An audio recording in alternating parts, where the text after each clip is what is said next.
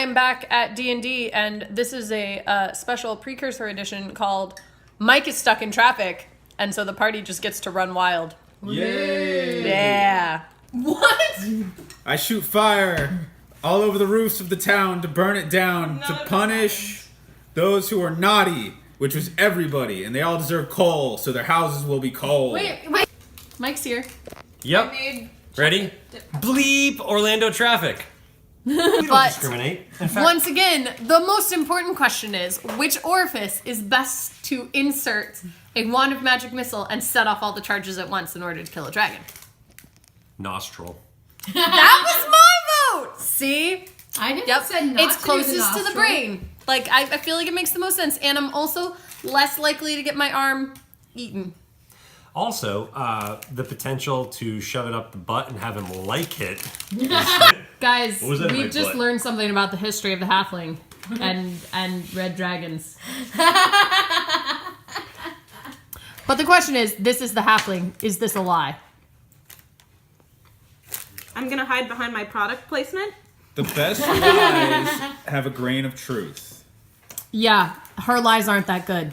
I mean, that's true. But they'll get better as I level up. You guys are in the house, right?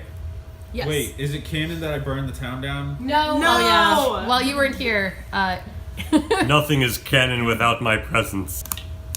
You guys are in there. You're sitting around talking to the mayor. The mayor's wife comes downstairs, and there's a knock at the door. And the mayor walks over to the door. He says, excuse me. He walks over to the door and he answers the door.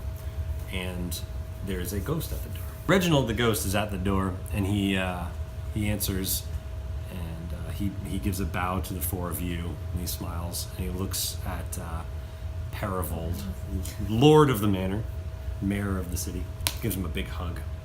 And he puts him back over, and he looks at him. And this is strange, because he's like manipulating the body, and you've never seen a ghost manipulate anything like this before. And he says, "It was not your fault." He says, it was my fault. I did not do the job that was tasked to me. He says, "What the hell are you talking about?" And Reginald says, "I am your ancestor." And you can see the mayor kind of like, dries. Oh my God, I don't know what to say. Like, you're here. Like, how long have you been here? And Reginald looks at him and he says, "The whole time, my son, the whole time. As I was tasked with looking over and looking after this town and its prosperity, and I have failed." He says, "But I have someone to take my place after the cleansing. Please, all of you, join me in the town circle." And the ghost gets up there and just kind of floats his way up there, and he looks over at the city and he pulls his sleeves up. And he says, "Before I begin my ritual," he says, "I apologize to the town for not doing my duty, for failing each and every one of you. Bear with me during my ritual. My replacement as guardian of this town will soon be here to accept his role." He doesn't even do really a ritual. He just kind of like starts to mumble a little bit, and he closes his eyes and he places his hands over his chest in, Santos fashion, which he is a worshiper of. You knew that. And he places his hands, and he actually, during his ritual, he looks over at you. You've seen this ritual before. You've heard of this ritual. It's a ritual of cleansing, but it is not. I don't have a good feeling about this. It's not as like a normal ritual of cleansing that you would have heard of. It'd be something very basic, and you're just trying to cleanse an area so that it's clean. He has obviously taken this to like the nth degree, and it is way beyond anything you've ever heard of before. And then all of a sudden, There can be only one. this wave comes out from the center and goes. You actually hear a sound that's very similar to. It sounds like. And this just ripple effect hits the whole city. It goes through all of you, and you feel completely cleansed. Everybody that before looked kind of sickly but starting to get better has all been cleared and clean. And on the plinth is a ghost of a small child. Is It's it the Billy? boy. It's Billy. About halfway between the entryway and where the plinth is some strange chaos coming out of the ground. And you all kind of look at it for a minute, and he just points at it. And what you see is a white horse that looks like it has come out of the ground and has ichor dripping on it, and the last bits of ichor that it could suck up get sucked into the horse, and it turns and looks at all of you, and it's got red eyes. Not like albino, but like blood red eyes. And its tail and mane are on what look like fire, but it's like radiantly white fire. And it just looks at you, and he points his finger and he says, "Be gone, horse." And the horse just looks, and then it just walks out of the town. And so we've split off and done our own thing in town. And so everybody's gonna recap, starting with... Hello. So, I saved the town once again. There was a horrible disaster. The entire village caught on fire.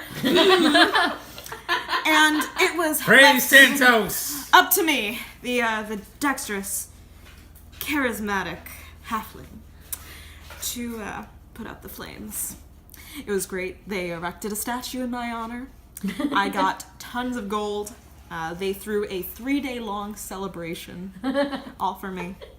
And it was wonderful. And whatever happened with that cat? Oh yeah, and then there was a dead 2-headed cat that I made a puppet out of. His name is Cat Dabber. Best part of the story. The only true Also the only true part of that story. Yeah. That's also the only part of that story that's true. But everybody loves Cat Daver.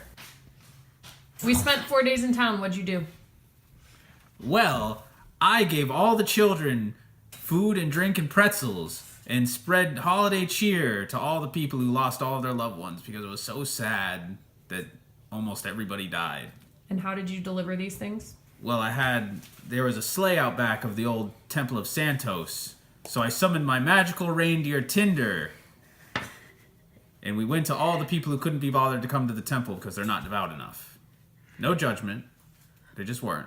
I spent my time with Tickle Fritz Tickler, who is a gnome, and he's the gnome wizard tinkerer, and he identified the magic items that I'd found, and I identified a magic item in his pants. Twice. Kat, we spent 4 days in town. What'd you do? I created a well-fitted suit of armor for myself, which has spikes and a retractable shield. The spikes are also retractable. They come out when I need them. I have one of those. It's pretty awesome. And I made Herbert's scale armor also have a retractable shield. It was So- just her plan to get Herbert naked. That was definitely not the plan. I've returned from games, and that adventure was long enough that I think I'm going to make it into 2 videos. Also, that means I don't have to think of something to record tomorrow. So I will be back tomorrow with the conclusion of this great adventure. I'll see you then.